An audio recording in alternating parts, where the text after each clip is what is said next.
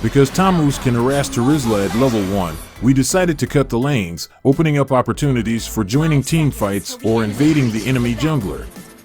To engage enemy minions sooner, we purchased boots at the onset of the game. However, before 14 seconds elapse, we sell them for a full gold refund and acquire a dagger.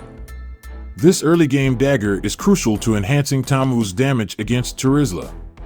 To maximize effectiveness, utilize Thamuz's first skill to strategically position enemies. By grouping them together, his passive skill will be able to strike multiple targets simultaneously.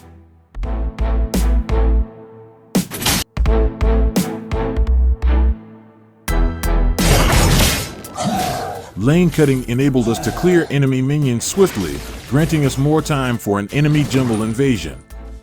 Our strategy involved stealing the purple buff if Hayabusa was absent, or if Hayabusa was securing it, we aimed to harass him and force Retribution's usage, reducing his chances of securing the Litho Wanderer.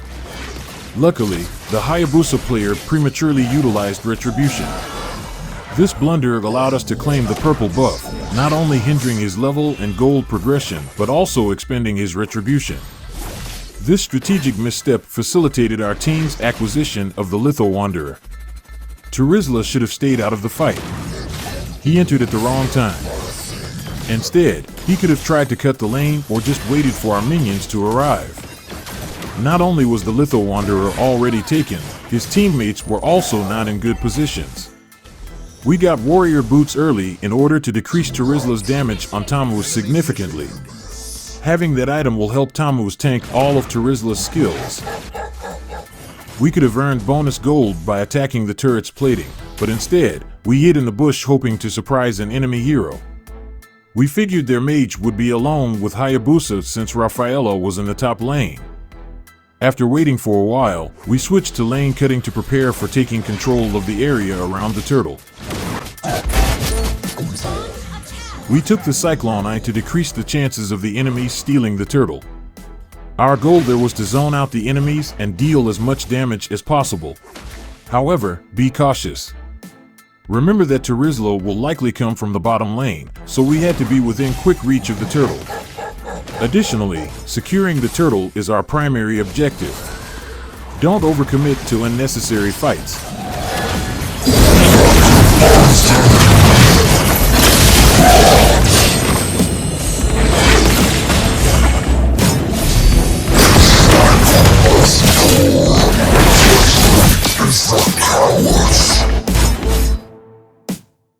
Having secured the turtle, we focused on farming gold and experience by returning to the lane. Enemy missing. As you can see, the next wave of allied minions spawned near the inhibitor, offering us a clue about the enemy minion's location. To save time, we opted for another lane cut.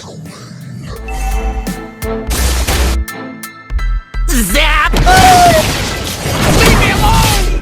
Why won't they leave me alone? Leave me alone! Leave me alone!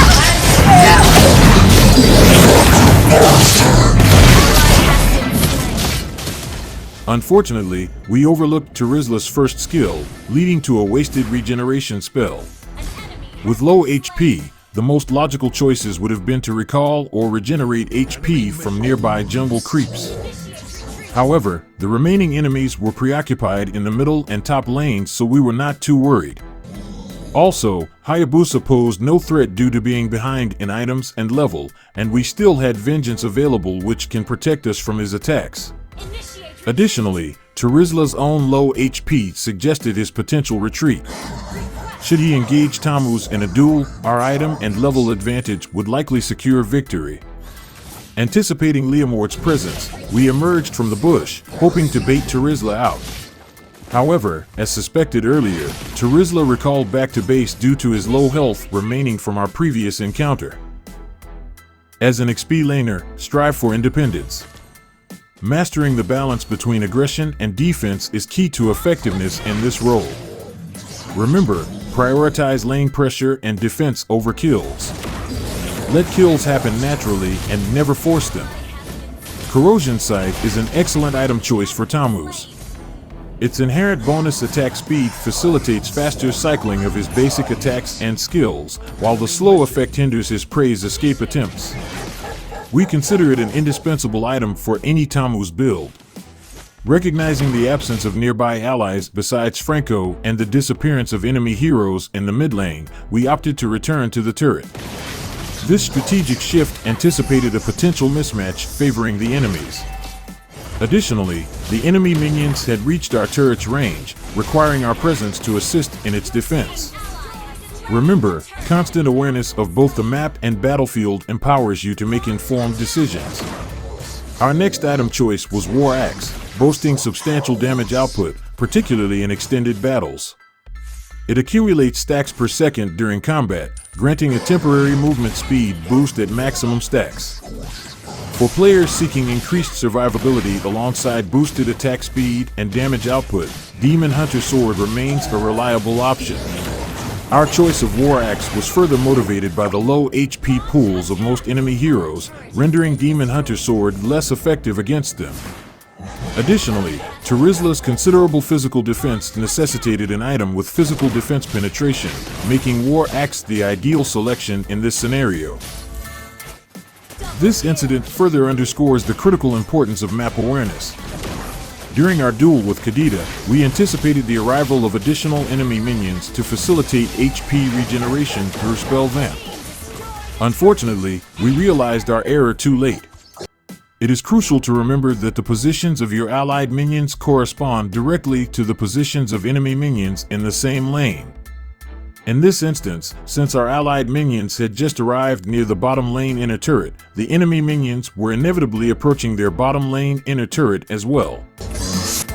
Our next item was Oracle, which helps in boosting the wearer's HP and shield regeneration from all sources, while also providing valuable cooldown reduction, which aligns with the core focus of our build. While Kagura occupied the top lane, we proactively cleared the mid lane minions. As an XP laner, securing strong map control remains your paramount duty. Notably, the mid lane holds the highest strategic significance, as its destroyed turrets significantly impact both teams' territorial control. Dominating mid lane turret destruction grants a substantial map control advantage.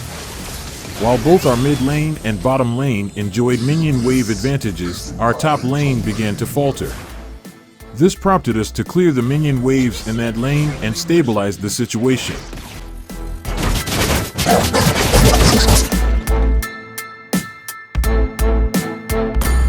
Request backup. Surprise, motherfucker. Hello, delicious. Come to Papa.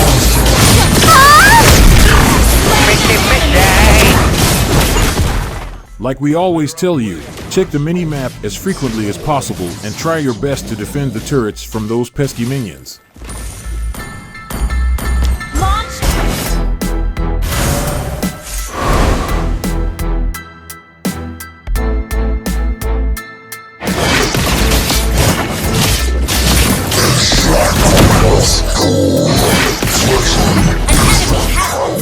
Ally has been slain.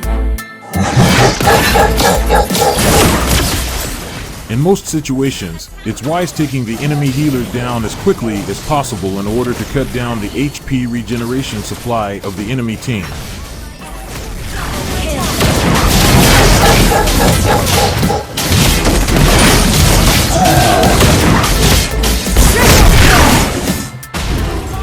As you can see, Thamuz's low skill cooldown offers significant benefits, allowing him to utilize his ultimate more frequently. This fact eluded Popple and Koopa, who misjudged the situation, believing our ultimate unusable due to its recent activation. They were unaware of its significantly reduced cooldown, leading to their miscalculation.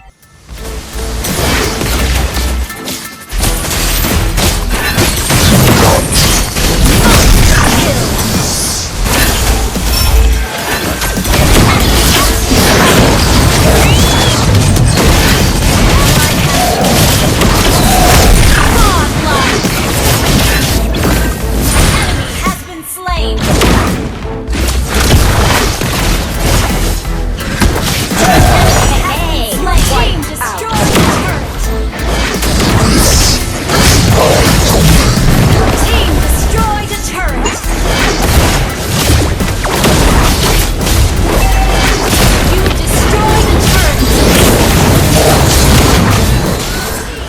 If you are playing as a tanky hero, try your best to save your allies, especially your jungler and/or your gold laner. Don't be selfish. Even though you are matched with strangers on the solo queue, at the end of the day, they are still your teammates and their downfall could cause you defeat.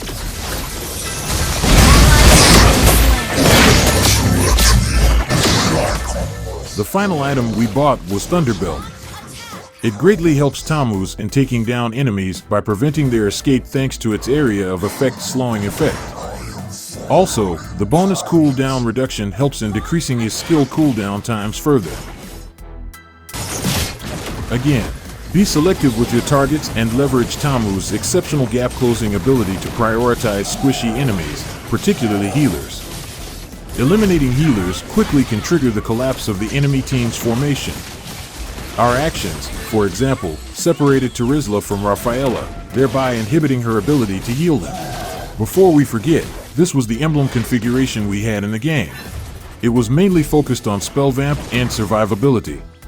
That concludes our Mobile Legends content for today. Do you have any other recommendations applicable in that game? Leave your thoughts on the comment section below, and if you haven't yet, don't forget to hit like, share, and subscribe to the channel. Stay safe everyone. Peace.